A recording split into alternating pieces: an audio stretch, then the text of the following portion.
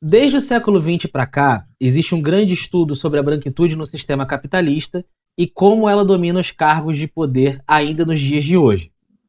Qual a sua opinião sobre esses estudos? Eu acho esses estudos muito importantes, né?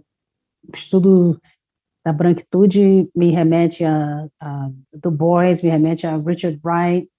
O Du Bois, que é o autor daquele livro famoso, The Souls of Black Folk, de 1903, né, traduzido livremente, As Almas dos Negros, escreveu que o principal problema do século XX era o problema da linha de cor, né? Ou seja, o racismo.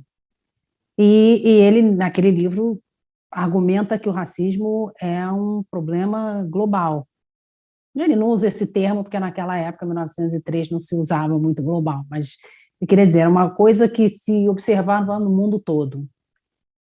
Isso me remete também ao Richard Wright, que era um escritor norte-americano que se especializou em abordar o tema de relações raciais e racismo nos seus romances, né? Ele é famoso por Native Son, Black Boy e outros livros. E aí, em 1946, ele se mudou para a França, né? Se tornou expatriado.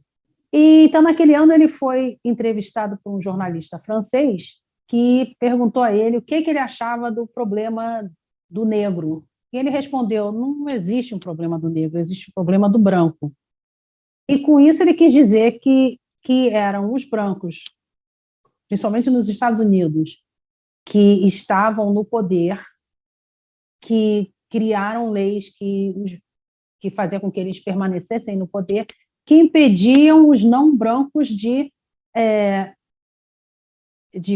chegarem ao mesmo ponto que eles. Então, o problema ele não foi criado pelo negro, o problema foi criado pelo branco, Richard Wright falou. Então, a gente tem esses dois exemplos, mas não foi nesse momento que as pessoas, que os estudiosos, que os cientistas sociais começaram a estudar branquitude seriamente.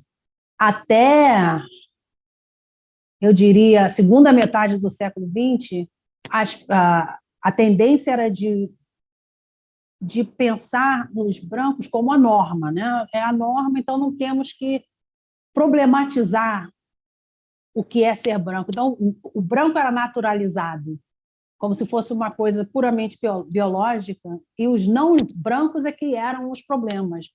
Era a mesma coisa que se faziam com usar o termo os homens para falar dos seres humanos, né? Então, se não falasse mulher, a gente imaginava que homens significavam homens e mulheres. Se não falassem, quando era um estudo sobre não brancos, o não branco era especificado, se era negro, a família negra nos Estados Unidos, se era uma coisa dos asiáticos, americanos, latinos, que seja. Mas os brancos eram as pessoas, né? Como se branco não tivesse cor, como se branco não entrasse nessa relação racial. Então, quando a gente muda o foco para estudar brancos, a gente também muda a maneira de pensar, né? Então, por que isso existe? Como é que persiste? Porque é uma coisa que está tão enraizada na estrutura da sociedade, nas nossas atitudes, no nosso comportamento, que a gente que passa, entre aspas, em branco.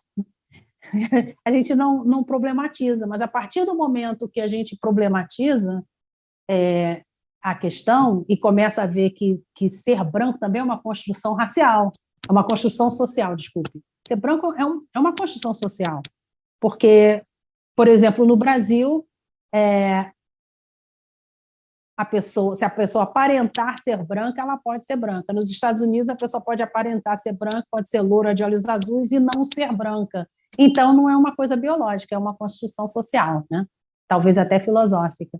Então, é isso que esses estudos, o foco na branquitude faz, né? É mudar a nossa maneira de encarar o problema encarar as relações raciais e encarar o problema do racismo.